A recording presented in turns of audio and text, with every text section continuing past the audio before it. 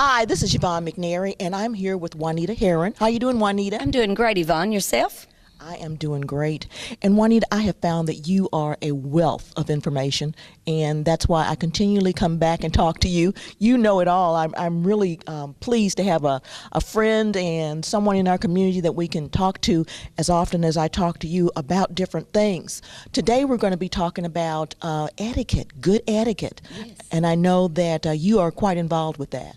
Yes, Yvonne, I am. I do numerous of etiquette classes here at the local extension office, and I even go into other organizations and try to teach some etiquette. Okay. Now, before us here, we have a place setting. We have the forks. We have the dish, the tray here. We have the cup and saucer, the glass, and the salt and pepper. Yes, that's right. We've got it all out here. And you want me to touch a little bit about this? Okay. When you're going to set a table, we're just going to briefly do this. Just always remember when I'm teaching this, especially with the young people, you know, a knife and a second, a knife and a spoon is round. And, you know, I tell them that the round, that letters, the word round starts with the letter R.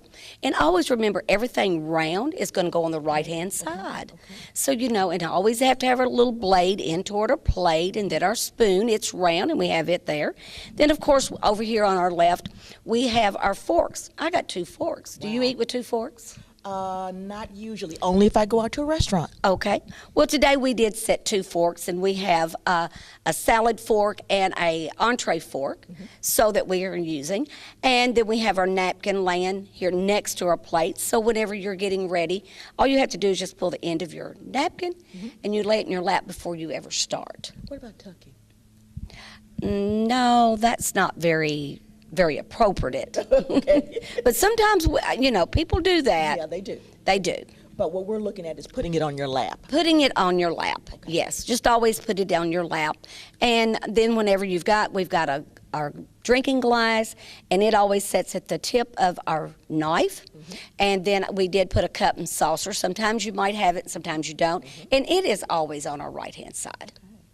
So, you know, it's very easy, but I want to say whenever we've got 2 forks, we'll get back to those 2 forks. One of them is our salad fork, one is our entree fork. So, you know, here we don't have anything ready for salad, right? Right. So what we would do, we don't want to move the fork. All we'd have to do, if we're going to eat our entree, we would just use our inside fork and use that. Okay. And you always want to work, you want to go from out to in whenever you're eating. Using your silverware. Okay, very good. Now, I'm going to ask you something that I've seen a lot of people do a little differently from place to place. Do you place the knife across the top of the plate after it's been used? Yes.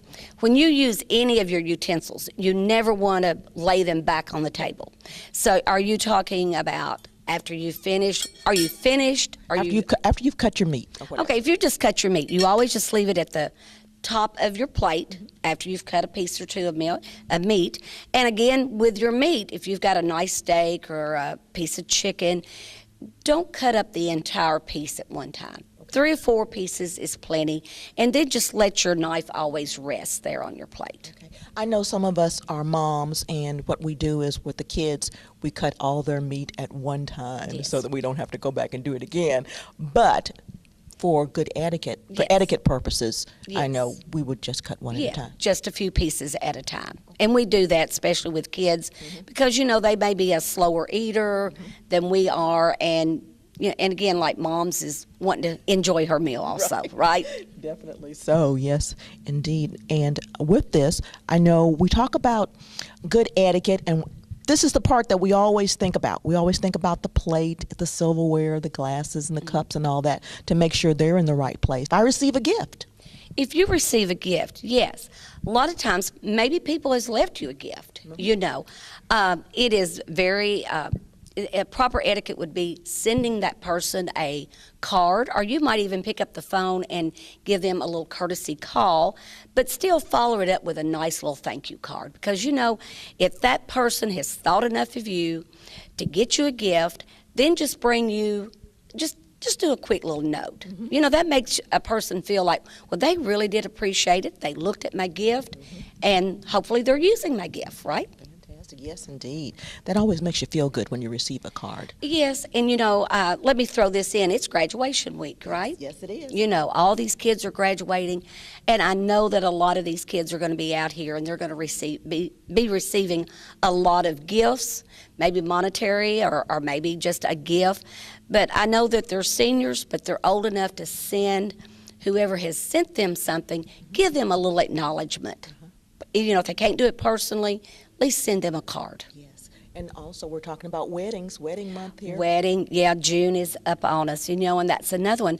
But, with a wedding, I have found out you've got up to about 6 months to send a thank you card. Okay. So you've got a reprieve there. You don't have to do it right away. No, because, when you get married, and then maybe even with these graduates, too, maybe, they're getting ready to go into summer, maybe some are going to summer school, different things.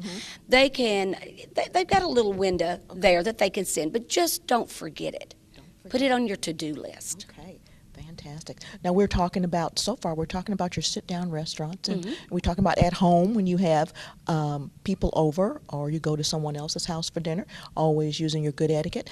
Let's talk about fast food restaurants. Fast food. We've all been there. We all go there, right? Yes. We've seen a number of things there. But if you're in a fast food restaurant, of course you're not maybe going to have silverware or those type. It's all wrapped up in some paper, right? But use that good etiquette. When you're getting ready to order your fast food, whatever you're going to order, when you're walking up to the counter, be very courteous to that person that's on the other side. And, they might ask you, did you say you needed, whatever number you were ordering or whatever you were getting. But, you can say yes and thank you, please, thank you. Those are very good.